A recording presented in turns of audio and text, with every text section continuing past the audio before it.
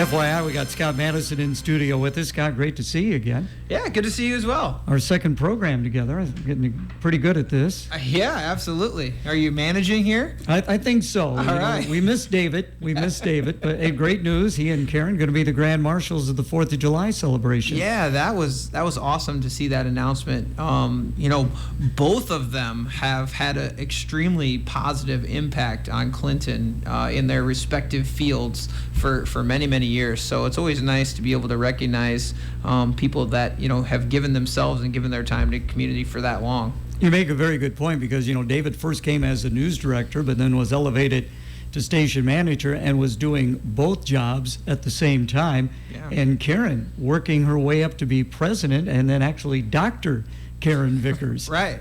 Yeah. No. And that's awesome. And obviously, we're very blessed to have a radio station and the news station here in Clinton. I think that's awesome. And obviously, we're blessed to have a community college too. And I think if you've seen the transformations of both over the years, their impact is right in there, nestled with that. Yeah. You see the progress. Right there along 8th Avenue and Lincoln Boulevard. You got Clinton High School. And then now also with Clinton Community College with their new building. Yeah, I actually ran by there this morning. We, a little run this morning, and I went by, and the progress on the tech center is amazing. And the school, it actually looks like a school building now too, so that's nice. Hopefully they still hit their target for the high school in December to get them in there. Talked to Gary the other day, and he was like, "Yep, we're on pace. Hopefully."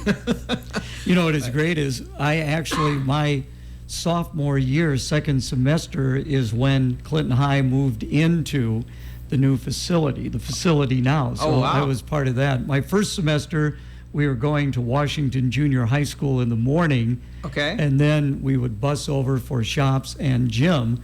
But it wasn't until the second semester that we actually got into the building. Wow. That's how old I am, Scott. I wasn't going to say that, but... Let's talk about some summer events. There's a lot going on in the area for the summer. Yeah, I always like to highlight when we have the opportunity because sometimes I can't keep straight of what everything is going on. I mean, just the past week, we had the Lumber Kings opening night, which was awesome. I got a chance to throw out the first pitch, threw a strike, which was good. I was warming up at my house with my wife beforehand. I was like, grab a glove. We got to get ready. So that was nice. Finally Fridays kicked off. They're the first Friday each month. Always a big draw down there on Riverfront. Music on the Avenue. I got to announce Brooke Byam and the Daymakers the other night, which is always cool because she's a local entertainer and has had a lot of experience, done a lot of things, which was awesome. They had the Jeep rally there, so they had it was 25 or 30 Jeeps that were there. That was nice. And you're becoming a little bit of a celebrity there, Scott, throwing out the first pitch, introducing things like that. Yeah. What do you think about all those responsibilities? I actually enjoy it. That's the most fun part of the job is being able to go out and, I can walk around Music on the Avenue and talk to people and, get their perspective on things. And I think that's important. That really is my job, right? To kind of be a community advocate and represent the community and talk to people and pass that along to council and all that stuff. So it's always fun, and there's a lot more this summer to do with 4th of July, and Juneteenth will be coming up, the showboats going, and the one thing I really wanted to highlight is we have the Bass Nation Northern Regional Fishing Tournament coming at the end of June.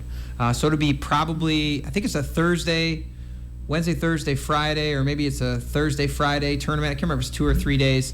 We're going to have 100 boats here, 2 fishermen per boat, so 200 people, plus spectators and all the stuff that comes along with running a tournament like that.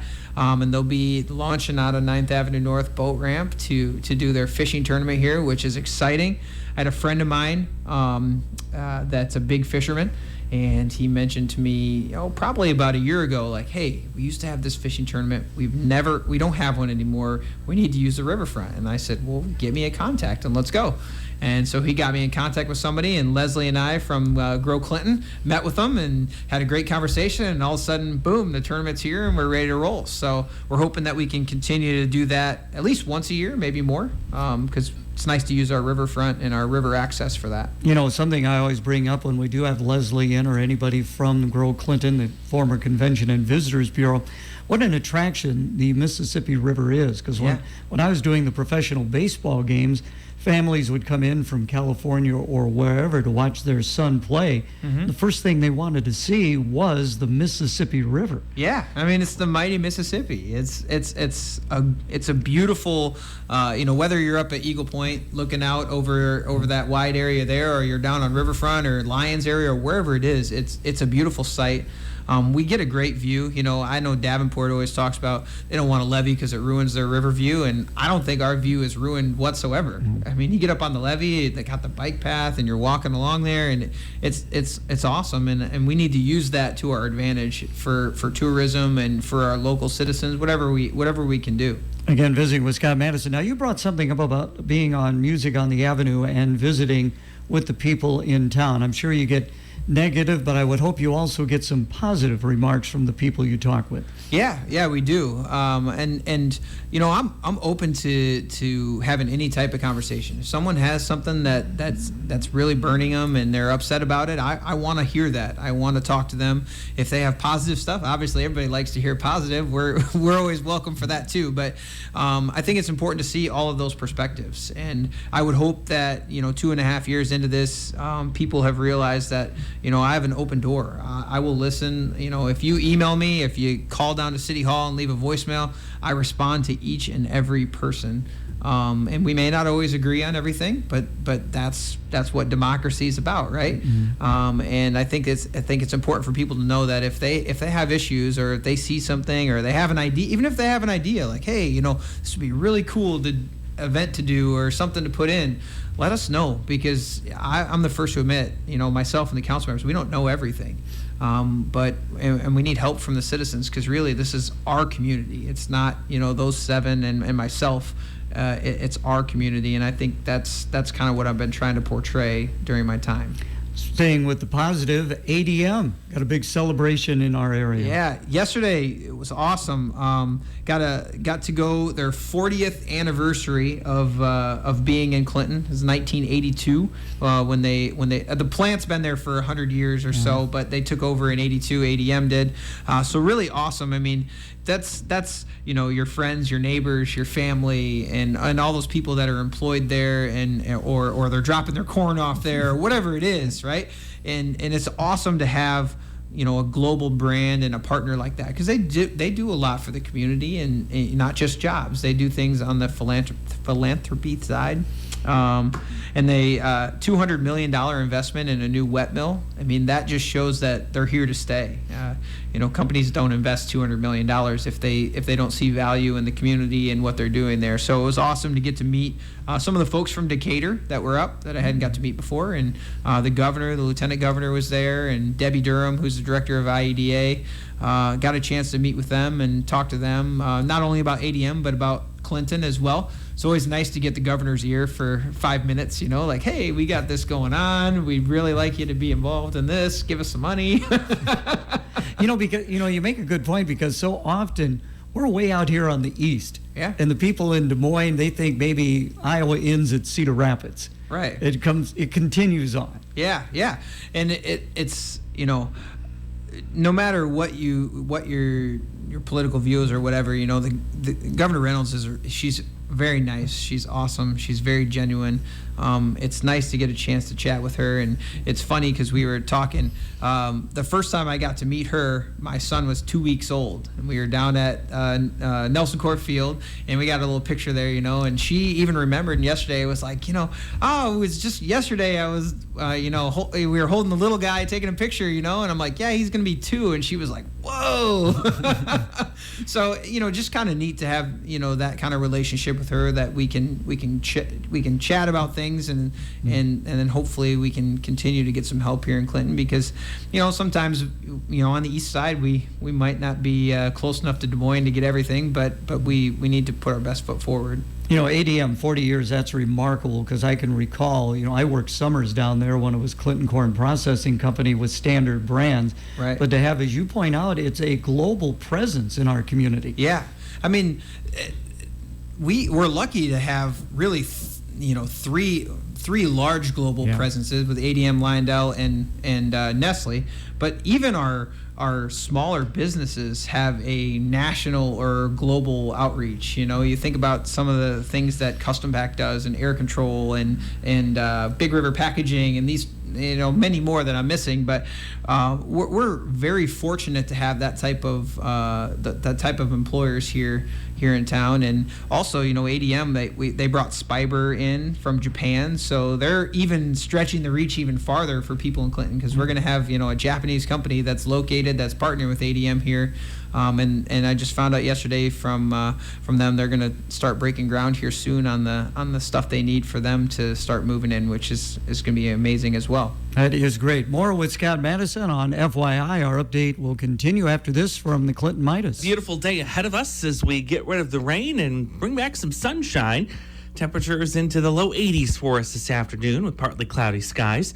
For tonight, clouds back on the increase and some scattered showers likely after midnight. We'll see lows settle into the low 60s. Those showers will continue for Friday. A rumble of thunder also possible. Highs only near 70. But by the weekend, looking a lot better and a lot warmer too.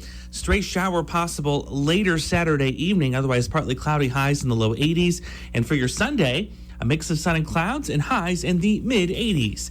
With your Storm Track 8 forecast, I'm meteorologist Andrew Stutzky. Fair skies, sunshine, 64 degrees. Our update brought to you by Midas. Trust the Midas touch. The Clinton Midas on Lincoln Way. With a high price of gas, you want your vehicle to be running efficiently. And the experts at Midas are here for you. From oil changes to major repairs, count on the Clinton Midas. Right now, get up to $100 back by mail on select shocks and struts with paid installation. Plus, save $50 instantly if brakes are needed for your vehicle. See the Clinton Midas for complete details. Midas, 1432 Lincoln Way. Phone 242-2511. Trust the Midas touch, the Clinton Midas. FYI, continuing with Clinton Mayor Scott Madison. Well, the council's moving their meeting. Yeah, so next week we had a little bit of a conflict. The Grow Clinton event for their annual meeting is on Tuesday from 3 to 7, which is one of our council meeting nights. And we felt it was important that the city, as one of the largest investors in the organization, that we attended the event, and the council members wanted to go as well. So we moved the council meeting from Tuesday next week to Wednesday. It'll be at the same time, 5 o'clock to start. And we don't do that very often, moving things, but we thought it was important that we all showed up and went and supported the Grow Clinton. And this will be, so we had the merger a couple months ago, Grow Clinton. So tomorrow, or next Tuesday, it's not tomorrow, next Tuesday will be the actual voting of there's an interim board right now. So the new board will be put in place on Tuesday night at the annual meeting. So it was important that we were all there to support that effort. So council meeting just moving one day. We were going to move it to Monday, but there's an event up at Eagle Point Lodge with the municipal band. They're running a little event up there, and I'm going to do some conducting. All right. And they're like, I told you you're a celebrity. Yeah, they're like, we're not going to watch you though. And I'm like, well, what if I know what I'm doing? And they're like, do you? And I'm like, no. Are they going to give you a baton? I hope so. Yeah. I'm not doing it without a baton. Got to have a baton. I'm putting my foot down, right? Good. I'm glad to hear that. I want to talk a little bit about the relationship. You talk about Grow Clinton, former chamber, and the city. What kind of a relationship do you have with Andy Sokolovich and some of the other folks there? Andy's so hard to get along with. Yeah, no, right. No, we have a great relationship with them, and we have for a long time, even before me. We work hand in hand with them all the time. We have a meeting with Andy and the chairman of the board and all that. We did it when it was CRDC, and we've carried it through now that it's together. Every 2 weeks, we have a set meeting where Matt and I meet with them, and we talk about projects coming on the pipeline, development, or any other things that we need. Hey, we need a letter of support for this, or you need a letter of support for this, and we go through all that stuff, and we meet no matter what. Because it's important that we continue to have those conversations, even if there's not a lot going on. There's always something to talk about that we're working through together. Lines of communication like that are so important, aren't they, Scott? Oh, absolutely, yes. You have to communicate with your partners in the area. One, because we need to all be on the same page.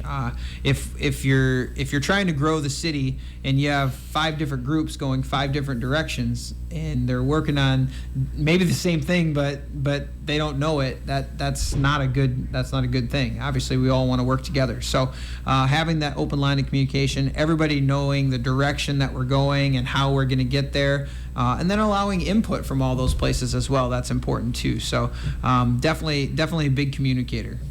Again, visiting with Scott Madison on FYI. Last time you were in, you were talking a little bit about this facade grant. How's that progressing? Yeah, so we were awarded the facade grant from the Iowa Economic Development Authority. So we originally put in for $1.3 million.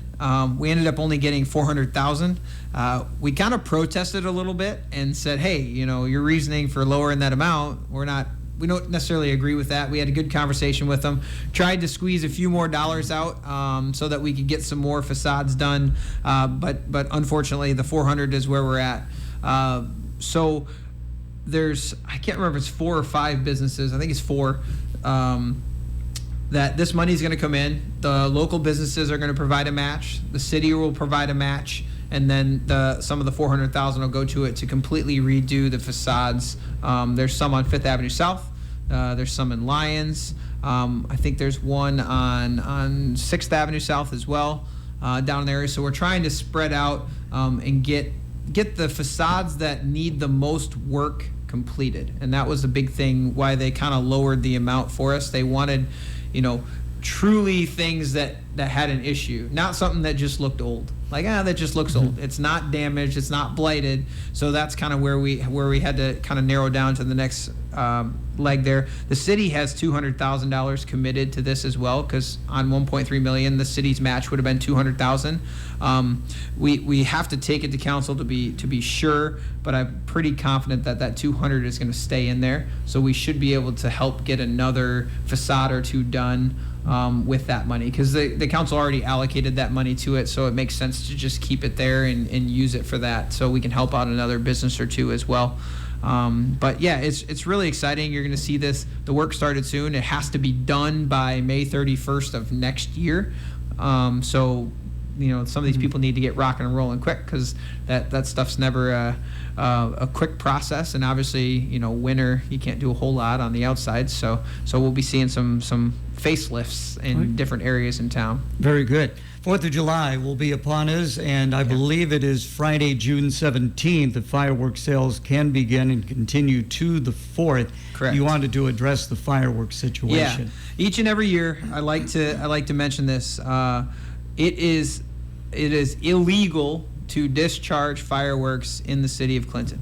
So the sales, and I get a couple calls, I've actually had 2 calls on it already. The sale of fireworks is not controlled by the city of Clinton. The state of Iowa has determined that fireworks sales are legal anywhere in the state. So if a local business, whoever it is, wants to lease out space to put a tent and sell fireworks, then that's their business. We're not going to tell local businesses you can't do that, because it's against the law, and we're not going to do that. So the sale is legal per the state. Fireworks are illegal to discharge in the city of Clinton. I want to remember that. So if you're caught, just like if you're caught speeding or you're caught doing anything else, the officers are going to issue a citation. That's the way it works. So please be good neighbors. We have one heck of a 4th of July festival. We have great fireworks that the Lumber Kings are involved with, and the 4th of July festival involved with. So you can go down on Riverfront then, and you can watch the big booms down there. But please, be good neighbors, because people have dogs, they have medical conditions. We've got veterans out there. We have a lot of different things, and lighting off fireworks at 11:30 or 12 o'clock at night it disrupts a lot of people. So please, please, please be good neighbors and refrain from doing that. And speaking of fireworks, the Lumber Kings are in town tomorrow, and every time they're in town on Fridays, I believe they are going to have fireworks. Correct. So that'll be tomorrow evening. Exactly. Yep. there you That's go. a good point too. I forgot to put that in there. Yeah. So I mean, you can see him tomorrow and for the next few weeks as we're getting up to the 4th of July. So it all comes down to being a good neighbor. And you know, not everybody likes fireworks. I appreciate you putting down a list of things. I'm going to go off your script here a little bit. It Sure. is summertime, and of course there is road construction and various projects Yeah. going on. Address that a little bit about construction. Yeah. So, you know, it's funny because people always say there's 2 seasons in Iowa. There's winter and there's construction season, right? Because we have to jam everything into only a few months. So there's going to be a lot of stuff going on. Obviously, there's a lot of detours. I get the one detour I get stuck by every day. I go home from work the same way every time, right? I turn left on 4th Street, and sure enough, it's like detour, and it's like, man, just go the other way. So, you know, I feel the pain of everybody too. Yeah. And, you know, road construction is progress. We need to fix our infrastructure. We need to upkeep our infrastructure. Everybody wants that. Nobody wants a detour, but it just comes with the territory when we're trying to work on all this stuff. So please be patient with us. I will say, you know, Manufacturing Drive and Bluff has not started yet. Those detours are going to be massive for many years. Construction will probably start maybe next summer on that project, as long as we get all the federal requirements done in time. So you're going to see delays and different things for you know, it's not as bad as Davenport. They had like 90-minute waits on 53rd the other day. Oh my God. At least you're not going to see that here. Yeah. You're just going to have to drive on a different road. There you go. Now, I kind of live in that area down there, and I notice looks like they're getting ready to do some work on 14th Avenue North Yeah. toward the hospital, which was Yep. needed because, I mean, a lot of ambulance traffic there. Correct. Yeah. And that's just, you know, a part of the infrastructure plan. I mean, that's a high traffic area. It's an important area, obviously, with the hospital and the ambulances. You know, we need to make sure that all that infrastructure is in place so that, you know, people can get the care they need and get in and out quickly. We don't want, you know, $300,000 ambulances breaking axles because we neglect our infrastructure, right? So, again, great to have you in. Yeah. Any closing comments before we do let you go? No, I just appreciate the opportunity to come in, you know, once a month and chat with you guys. It's always a good time. All right. Well, thank you so much. Thanks.